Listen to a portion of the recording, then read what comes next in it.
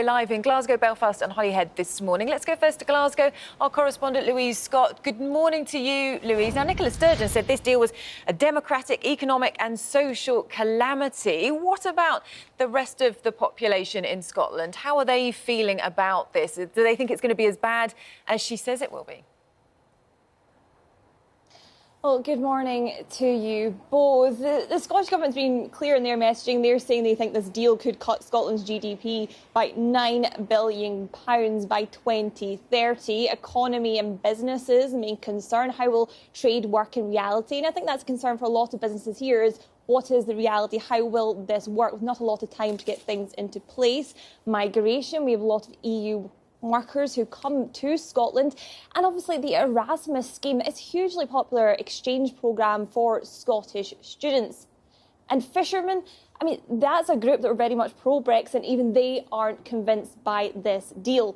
But no matter whether this was a good deal, a bad deal or no deal, the Scottish Government and the people would never really have been happy about it.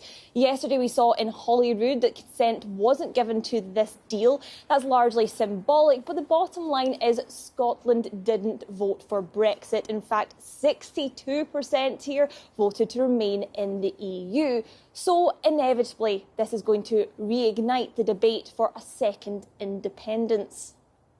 Well, our correspondent Judith Hill is in Belfast. Judith, how are people reacting to the deal there?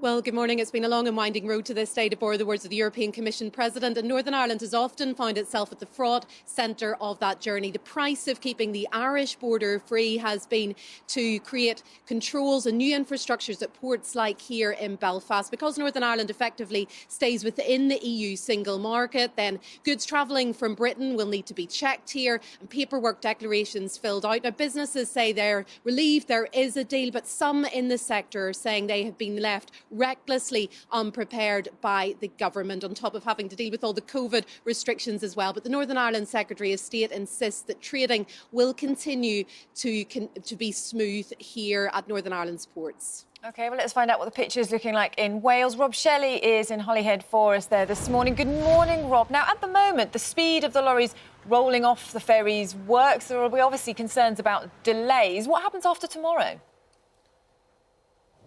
It's a very good question. Yeah, this is all about frictionless trade, that EU ideal. Basically, it takes about 20 minutes to offload 1,000 tonnes of freight and get it rolling onto the roads. And the same thing happens on the other side of the road. As from tomorrow, who knows? The Welsh Government, they say they're preparing, in a worst-case scenario, what they're going to do is close off half of the dual carriageway for about 5 miles, and if the worst comes to the worst, stack up lorries that could be queuing and waiting because they haven't filled in the right forms, the right documentation.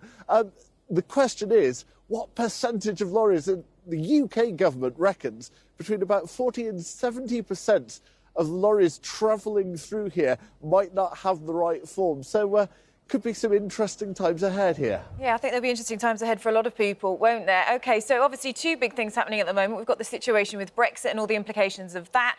Also, of course, dealing with coronavirus, the pandemic, how the restrictions are impacting in different areas. Let's go back to Glasgow now and speak to Louise, because, of course, up there, Nicola Sturgeon has been talking about it's going to be a very different Hogmanay, isn't it, this year, compared to what it usually looks like?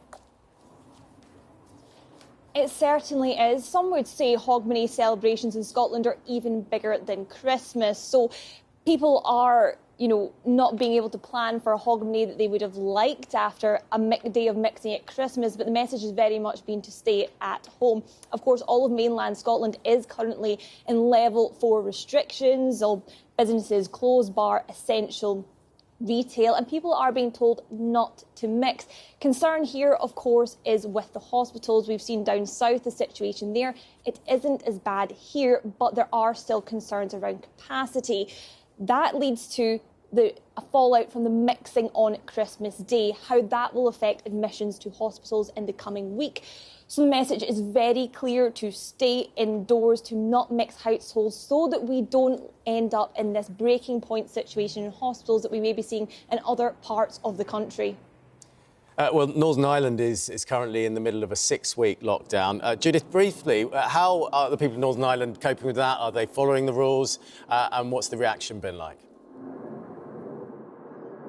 Well, the big talking point here today is the schools. As you know, elsewhere in the UK, the reopening of schools has been delayed. The Education Minister here under real pressure over that. COVID is continuing to spread significantly. We are in the midst of that tight 6-week lockdown, and the Assembly, Stormont Assembly, has been recalled today to look at the whole issue of schools. Much pressure on the Minister to act, and a decision is expected on that later today. OK, well, let's go over to Wales to look at the picture there. And Rob, I mean, you know, they were turning away visitors to the Brecon Beacons, weren't they, because of the restrictions that were in place there. What's the picture like? Well, it's amazing. We were actually filming in Snowdonia on Tuesday, and apparently, according to the guides there, people had travelled from as far as Southampton to actually visit Snowdonia and were turned very firmly away when they got as close to Snowdon as they could.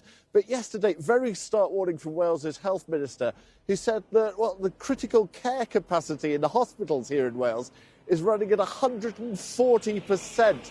The health service is well and truly stretched. I was also talking to a GP yesterday who was saying they've had an exhausting time of it.